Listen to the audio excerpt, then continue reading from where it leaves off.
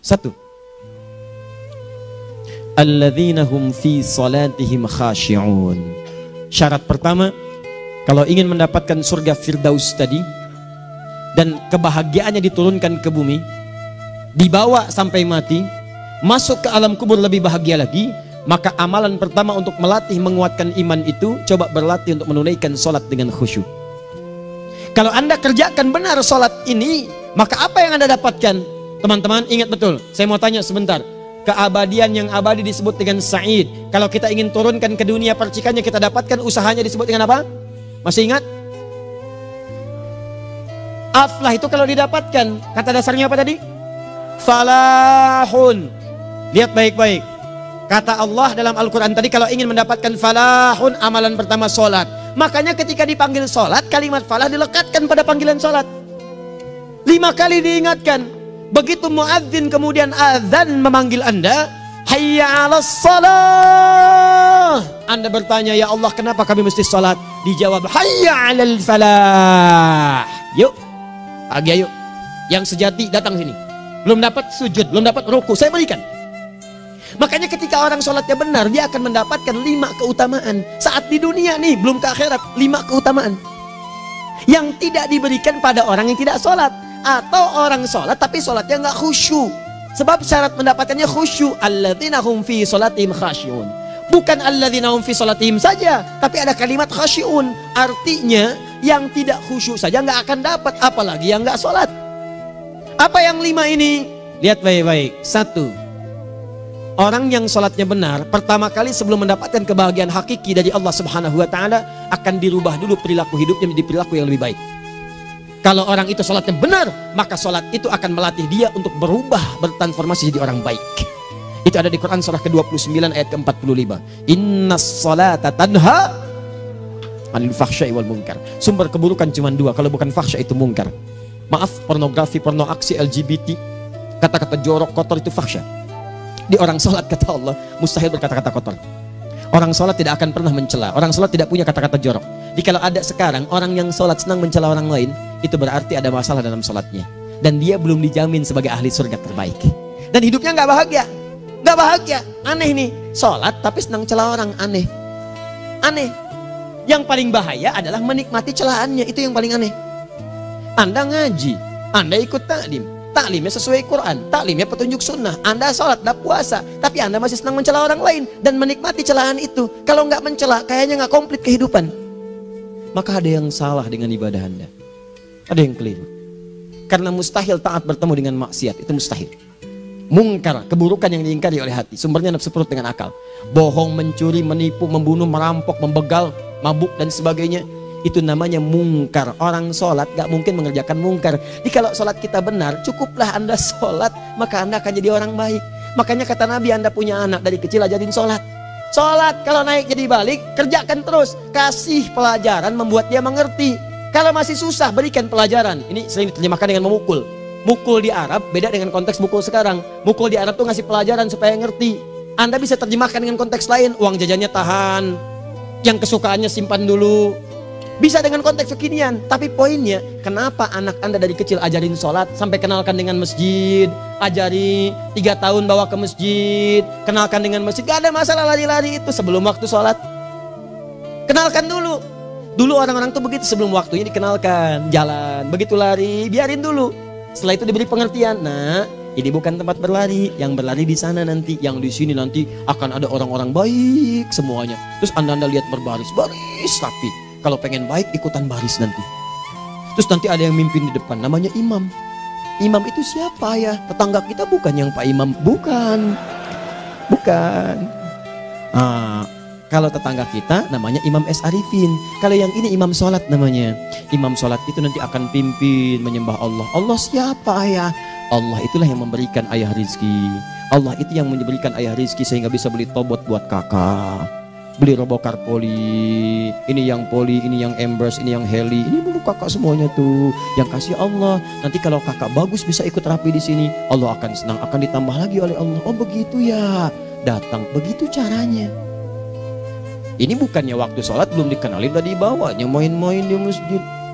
Bahkan ada yang agak repot lagi, di rumahnya susah diatur, dibilang, kamu ini susah diatur, main sana ke masjid, disuruh main, ya main di masjid. Yang salah bukan anaknya, orang tuanya. Apa rahasianya anak itu disuruh ke masjid, suruh sholat? Rahasianya, begitu anak itu sholat dengan baik, maka dia akan tumbuh jadi anak baik di kemudian hari. Itu maksudnya. Nah, sekarang saya agak bingung ini. Pendidikan TK sekarang salah sih? Enggak, cuma saya agak bingung mikirnya. Ini anak belum diajarin sholat, udah diajarin manasik. Itu bagaimana cara berpikirnya Ferguson? Agak repot saya mikirnya tuh. Ya. Walaupun salah sih enggak, cuma saya bingung gitu. Kenapa nggak dikerjakan tahap yang pertama dulu? Tangga itu kan berurutan.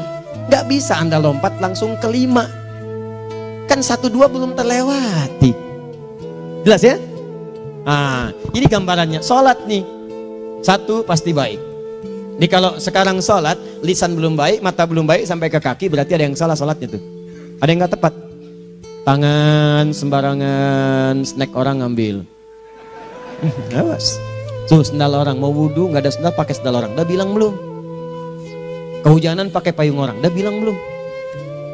Ya kan gampang Ustaz. Ini kan juga mungkin diikhlaskan karena Allah.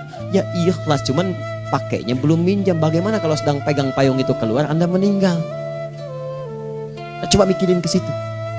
Coba ke kantor. Kalau didorong proyek yang nggak jelas, minta tanda tangan, pikirin lu bagaimana kalau meninggal. Kemarin saya sama teman-teman artis saya katakan begini, Anda ya, kalau Anda mengaji dengan saya, jangan pernah menerima peran maksiat. Walaupun itu sekedar adegan, tapi itu maksiat. Kalau bayangkan ketika Anda memerankan itu, Anda diwafatkan oleh Allah Subhanahu Wa Taala. Maka demi Allah saya katakan tidak ada faedahnya Anda ngaji sekarang, ngaji besok. Ketika Anda menerima peran itu, Anda wafat dalam keadaan bermaksiat di hadapan Allah Subhanahu Wa Taala. Maka saya pun katakan pada Anda, ayo belajar yang betul, pahami. Bangun sholat, belajar, dalami seperti orang tua kita dulu. Tinggalkan nyontek, budaya yang gak jelas. Rasakan ketika nyontek Anda wafat. Apa yang Anda dapatkan? Di Libya itu, kalau nyontek, di Libya ya, saya pernah sekolah di Libya nih. Itu kalau nyontek, dibiarin aja dulu. Dan rekornya 100% ketahuan. Begitu sudah selesai, cuma jeda 2 jam, langsung ada panggilan. Si Fulan silahkan datang ke kantor. Apa yang disediakan di kantor sudah siap. Anda diberi waktu 2 jam dari sekarang, siapkan beres-beres koper Anda. Di sini tertulis Anda akan pulang. Tiketnya sudah lengkap, dikawal 2 orang. Dituliskan di situ anak ini nyontek gak boleh kembali ke sini. Libya. Gak ada, zero tolerance bagi yang seperti itu. Keluar. Kami gak terima di sini. Harusnya begitu. Gak ada faedahnya. Yang kita butuhkan amalan dari ilmu, bukan nilai-nilai itu sementara. Gak ada. Sudah. Nah ini akhirnya begini kualitasnya nih. Tertulis di ijazahnya bagus, cum laude, IPK-nya 4, tapi nggak ada aplikasinya. Yang pintar banyak, kita butuh yang baik, pintar yang baik. Sekarang yang pintar banyak, kepintarannya dipakai untuk nipu orang. Itu yang bahaya. Ahli hukum banyak yang dihukum. Ahli ekonomi tidak bisa mengangkat perekonomian. Apa yang salah? Apa yang salah? Ini yang jadi persoalan. Tapi dasar manusia, begitu di sidang mulai pakai peci, pakai baju koko, pakai tasbih, ada yang pakai kerudung. Luar biasa. Nih 2. Orang kalau sholatnya benar, Allah akan berikan ketenangan dalam jiwanya. Tenang hati. Jangankan musibah kecil, musibah paling besar pun tenang aja dia. Tenang, dia paham rumusnya. Allahu Akbar. Turun Quran. Surah ke-13 ayat ke-28. Ala bidzikrillahi tatmainnul. Yakinkan pada dirimu, zikir kepada Allah membuat hati tenang. Di antara turunan zikir amalannya adalah sholat. Dari mana taunya? Quran surah ke-20 ayat ke-14. Innani anallahu la ilaha illa ana fa'budni wa aqimis salata li dzikri. Saya Allah, kata Allah ke Nabi Musa. Tidak ada Tuhan selain saya, sembah saya. Bagaimana menyembahmu ya Allah? Tunaikan salat sebagai zikir kepada saya, zikir. Nah, maka kalau Anda sedang tidak tenang, ayo ke masjid. Banyak zikir itu, baca Quran zikir. Quran surah 15 ayat 9. Inna nahnu nazzalna dzikra. Kami turunkan Al-Quran sebagai zikir. Jadi kalau Anda sedang baca Al-Quran, Anda sedang berzikir. Ibu kalau sedang gak tenang, Bu, gelisah, gak enak, gak usah mengeluh, apalagi bikin status gak karuan. Ibu wudhu, ambil mushaf baca. Begitu sedang baca ada ketenangan dalam jiwa. Berdoa, zikir. Kalau sedang gak tenang, besok ada proyek, doa dulu. Doa itu memberikan ketenangan. Makanya doa disebut dengan zikir. Quran surah ke-7 ayat 205. Wadhkur rabbaka fi nafsika tadarruan wa khifatan wa dunal jahri minal qaul. Ayo berzikir, minta kepada Allah dengan segenap jiwamu, mohon dengan penuh ketawaduan. nanti ketenangan diberikan. Menghafal Quran, baca itu zikir. Quran surah ke-54 ayat 17, 22, 32, 40. Walaqad yassarnal Qur'ana lidzikri fahal mim mudzakir. Menyebut nama Allah, Al-Asmaul Husna itu zikir. Sedang ada persoalan, ya Allah, ya Allah, ya Allah, ya Rahman, ya Rahim, ya Malik, ya Qudus, ya Allah, ya Allah, ya Allah, ya Allah. Zikir. Dalilnya Quran surah kedua ayat 152. Fadhkuruni adzkurkum. Sebut namaku, zikir. Apapun akan mengingatmu. Gimana menyebutnya? Ditafsir di Quran surah 17. Ayat keberapa? 110. Qulid Allah awid Rahman ayyamma tad'u falahul asmaul husna. Sebut nama Allah. Itu menenteramkan pada jiwa. Sedangkan sholat gabungan dari semua zikir tadi. Bukankah dalam sholat Anda baca Al-Quran? Bukankah dalam sholat Anda menghafal Al-Quran? Bukankah dalam sholat Anda berdoa? Bukankah dalam sholat Anda istighfar? Anda mohon digabungkan semua itu. Amalan sholat menggabungkan semua jenis zikir. Masa Anda nggak tenang juga? Makanya sholat, jangankan sholat ya, tempat sholat itu yang menenangkan. Tempat sholat, tempat paling tenang di muka bumi. Kalau nggak percaya silahkan ya, Anda sebelum masuk ke Istiqomah ini, begitu Anda masuk kan perasaannya beda kan? Lain. Silahkan cek, kalau cari ketenangan datang ke masjid. Masuk, wudhu masuk, sholat 2 rakaat, tenang. Dekat kipas angin, saking tenangnya, plek ngantuk tidur. Beneran. Enak. Makanya saat Ramadan kalau orang pengen cari ketenangan, lihat. Di perusahaan-perusahaan penuh tuh musola, pada tidur. Ya, mengamalkan hadis palsu. Ya, dia musaim ibadah, tidurnya orang puasa ibadah, hadis palsu. Nah, itu teman-teman. Itu gambarannya tiga. Orang yang salatnya khusyuk benar, itu dijamin langsung oleh Allah Subhanahu wa taala akan dimudahkan semua urusan hidupnya termasuk rezekinya. Ini yang saya katakan. Jadi saya katakan tadi, di akhirat ini, di surga, rezeki tinggal ngambil. Anda kalau benar sholatnya, itu langsung dijanjikan oleh Allah. Rezeki itu nggak perlu Anda banyak pikirkan. Ikhtiar sedikit, datang. Bahkan dari sisi yang tidak Anda duga. Apa dalilnya? Quran surah ke-65 ayat 2 dan 3. Ditafsir di Al-Baqarah ayat 2 dan 3. Wa may yattaqillaha yaj'al lahu makhraja. Ada orang yang meningkatkan takwanya kepada Allah, kami mudahkan urusan hidupnya. Setiap persoalannya diberikan jalan keluar, mudah. Solusi. Setiap ada problematika, ada solusi. Wa yarzuqhu min haitsu la yahtasib. Dan kalau dia ingin mendapatkan rezeki, bahkan kami kirimkan dari sisi yang tidak dia duga. Orang lain capek ini datang lagi, tawaran proyek datang lagi. Utsman tuh Masya Allah kayanya banyak, tapi yang paling dirindukan bukan saat mendapatkan peningkatan omsetnya, yaitu saat dia mendapatkan waktu khusus dengan Allah untuk sholat malam hari, sampai-sampainya sempat sholat tahajud sampai khatam Al-Quran. Abdurrahman bin Auf demikian, Tamim Ad-Dari demikian, sholat karena tahu sholat itu meningkatkan rizki. Karena tahu kuncinya ada di situ, Allah yang punya rizki, disebut dengan Razzaq, pemilik rizki. Maka saya harus punya hubungan dekat dengan Allah. Kalau sudah punya hubungan dekat, mau apa aja gampang. Belum minta, udah diperhatikan. Silahkan cek, Anda punya hubungan baik dengan bos Anda di kantor. Ya, sebelum Anda minta, beliau udah pikirin tuh. Telepon bendahara, dia udah ngambil belum gajinya? Belum Pak, tambahkan bonus sekian. Kenapa? Karena dia mengawasi Anda. Allah maha tahu dibandingkan dengan bos Anda. Mendekat kepada Allah, semua diperhatikan oleh Allah. Siapa orang takwa itu? Kalimat takwa pertama di Al-Quran Al-Baqarah ayat 2, amalannya ayat 3. Dzalikal kitabu la raiba fihi hudal lil. Siapa mutakin itu? Ayat 3-nya. Alladzina yu'minuna bil ghaib wa yuqimunas shalah. Gampang. Kalau pengen mudah hidupnya gampang. Biaya nggak mahal, tenaga nggak banyak, tingkatkan takwa nih. Jadi kalau hidup Anda masih susah, di kantor champion, di rumah tangga bermasalah terus, atau sebaliknya, maka boleh jadi kalau gelar Anda tinggi, harta Anda banyak, tapi selalu punya masalah, bukan Anda kurang hebat, bukan Anda kurang kedudukan, bukan Anda kurang kaya, Anda kurang takwa.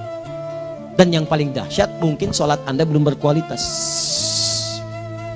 4. Orang yang sholatnya benar, khusyuk dia, bahkan saat sholat itu kalau dia minta, maka seketika doanya akan dikabulkan. Tanpa diskusi, langsung seketika. Contoh, Quran surah ketiga ayat 38 sampai 39. Demi Allah saya katakan, Nabi Zakaria punya masalahnya pelik. Sudah berumah tangga, istrinya divonis monopos, maaf bahkan mandul. Gak mungkin punya keturunan. Maka apa yang beliau kerjakan? Secara singkat beliau sholat. Begitu sholat minta kepada Allah. Hunalika da'a Zakaria rabbah. Di mihrab itu beliau bermohon kepada Allah. Bermohonnya sambil sholat. Qala rabbi habli min ladunka dzurriyyatan thayyibah innaka sami'ud du'a. Ya Allah, mereka katakan saya nggak mungkin punya keturunan. Sekarang saya ingin katakan, ya Allah, saya hanya minta darimu saja, saya nggak akan dengarkan mereka. Ya Allah, mohon Engkau maha mendengar, ya Allah. Maha mendengar doa saya. Kalau kepada yang maha mendengar aja nggak mengabulkan, kepada siapa lagi saya mesti minta? Apa yang terjadi? Fanadatul malaikatu wa huwa qa'imun yusolli fil mihrab.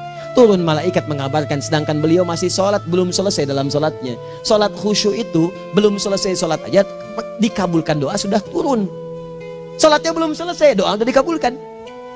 Annallaha yubashshiruka bi Yahya, Allah kasih kabar gembira, doa kamu didengar, dikabulkan, kamu akan punya anak, namanya langsung dari Allah Yahya, artinya hidup yang mustahil menurut manusia. Lahir seorang dari rahim perempuan yang menepus dan mandul, bayi yang hidup, kata Allah nggak ada yang mustahil bagiku, jadi dan jadi dia.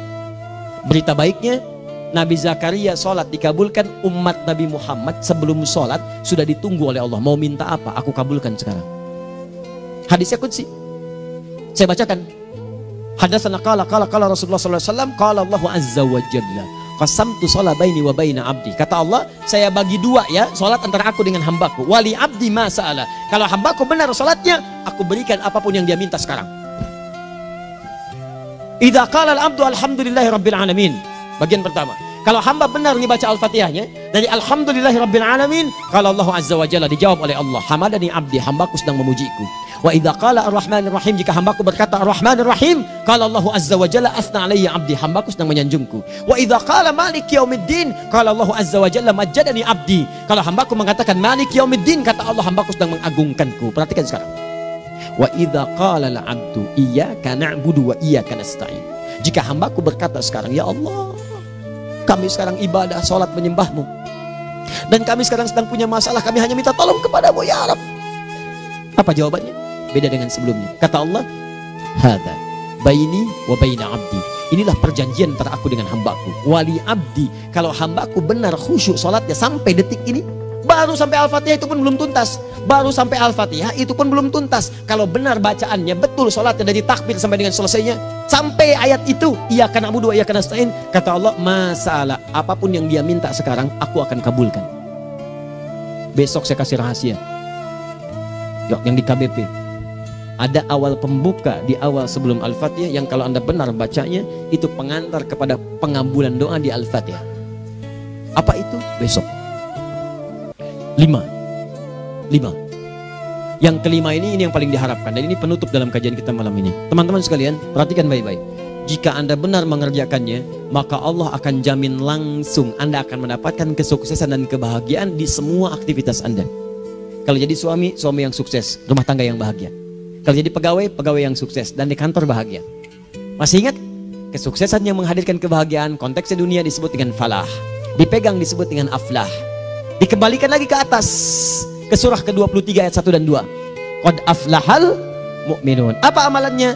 Alladzina hum fi salatihim khashi'un. Persoalannya, kalau Anda sholat belum mendapatkan satu di antara 5 ini, apa masalahnya? Pertama masalahnya, kata Al-Quran, boleh jadi yang sholat itu belum khusyuk. Apa itu khusyuk? 2 maknanya, dan saya tutup di sini. Apa yang 2 itu? 1, kebanyakan orang sholat masih membawa dunia dalam sholatnya. Makanya kalau pengen khusyuk, kata Allah, maka Anda rasakan akan bertemu Allah. Rumusnya Quran surah kedua ayat 45 sampai 46.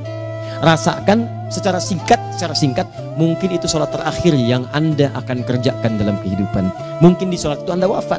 Kata Allah, alladzina yadhunnuna annahum mulaqu rabbihim. Orang khusyuk itu sudah kelihatan dari sebelum sholat, dia sudah merasa persiapan menghadap Allah. Persiapan ke manusia aja, dia sudah siap-siap, mandi dulu, ganti pakaian, pakai parfum, macam-macam dan sebagainya, hanya memenuhi undangan manusia. Allah mengundang Anda 5 kali dalam sehari. Ya maaf, mengabulkan doa Anda, mencukupkan kebutuhan, menyembuhkan kalau sakit, disiapkan Anda. Harusnya apa? Penampilan sempurna. Kata Quran, orang khusyuk itu kelihatan sebelum sholat, pakaiannya kelihatan. Quran surah 7 ayat 31, ya bani Adam khudhu zinatakum inda kulli masjid. Hai anak cucu Adam, kalau tiba panggilan dari masjid, kenakan pakaian terbaikmu. Di anak cucu Adam tuh kelihatan. Kalau orang khusyuk, begitu adzan kelihatan pakaiannya lain. Pakaiannya indah. Khudhu zinatakum, kenakan pakaian terbaikmu. Dipakai, bertemu Allah. Bertemu manusia aja pakaian bagus-bagus. Ini aneh ya, ada orang salah ibadah aja. Orang salah ibadah pakaiannya bagus-bagus. Lihat nih hari-hari tertentu, besok tuh orang mau ke tempat masing-masing tuh. Ada yang pakai jas, pakai dasi, pakai batik, pakai kebaya. Anaknya dibawa, dikuncir 2, bawa manisan macam-macam. Mau salah ibadah aja, tampilan bagus. Masa antum yang benar ibadahnya nggak bagus? Bedakan. Pakaian futsal, pakaian sholat ganti dengan yang sholat. Ini gimana pakaian sholat pakai pakaian futsal? Depannya gambar Messi, belakang Ronaldo. Repot. Malaikatnya juga bilang, kamu salah baju, harusnya Luka Modric.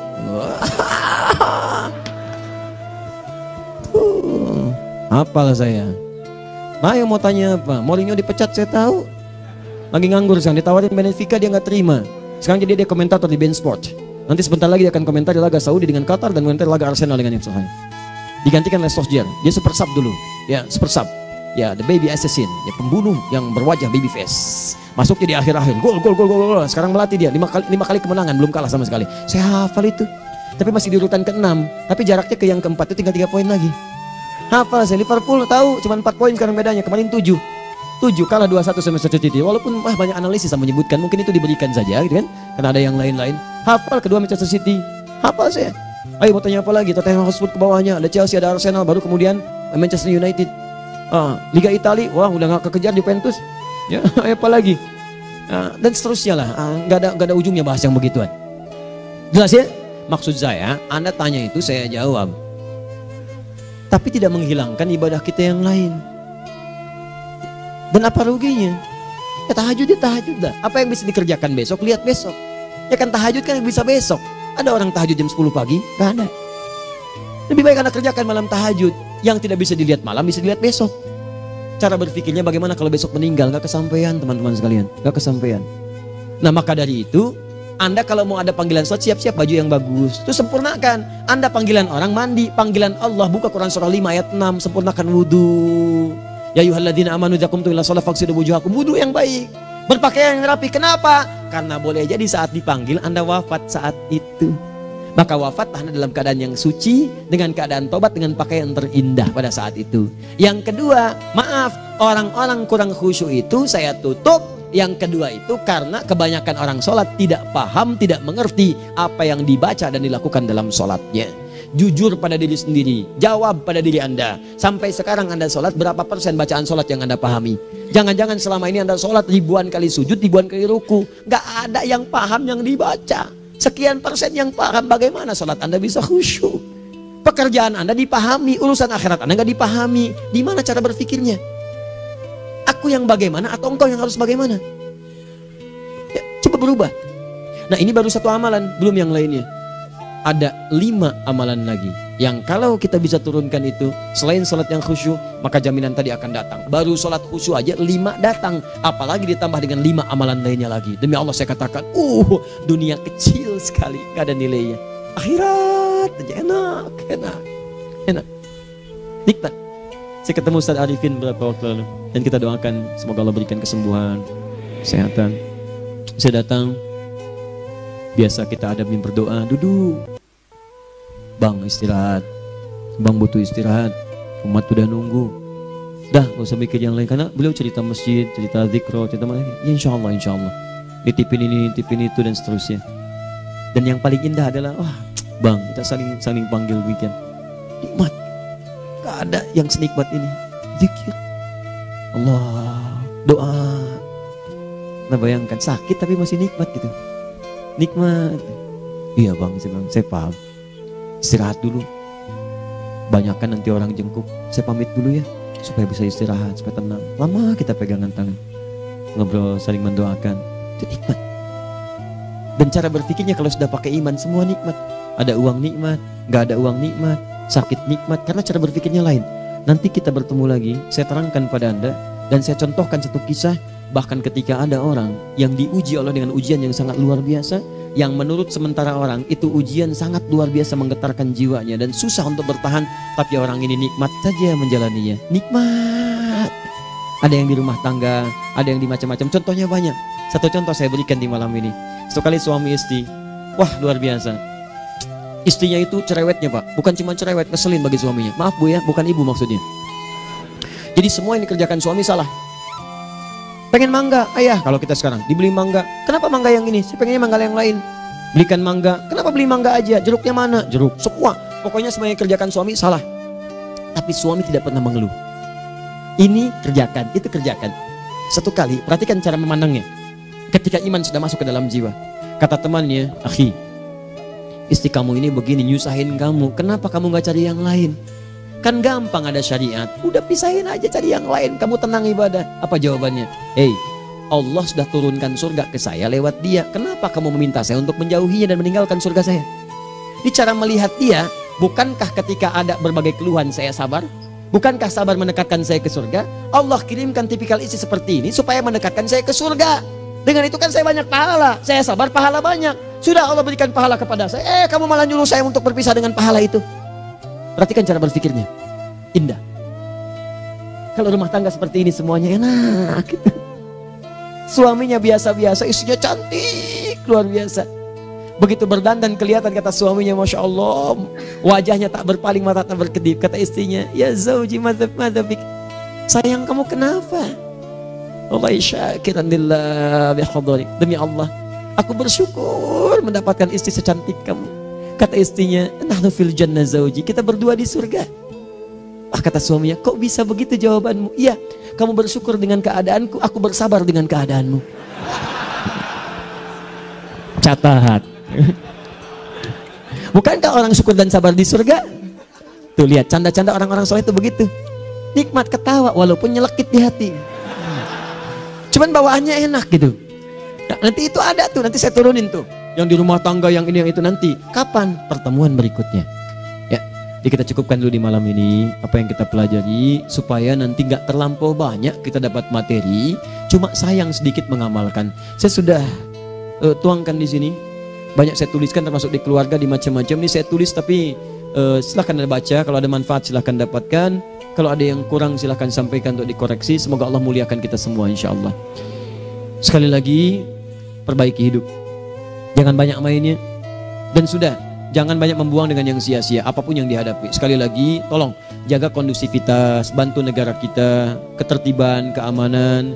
Kalau saya menyampaikan sesuatu ada singgungan dengan yang kekinian, itu maksudnya koreksi masukan-masukan supaya diperbaiki.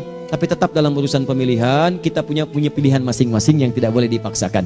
Jelas ya?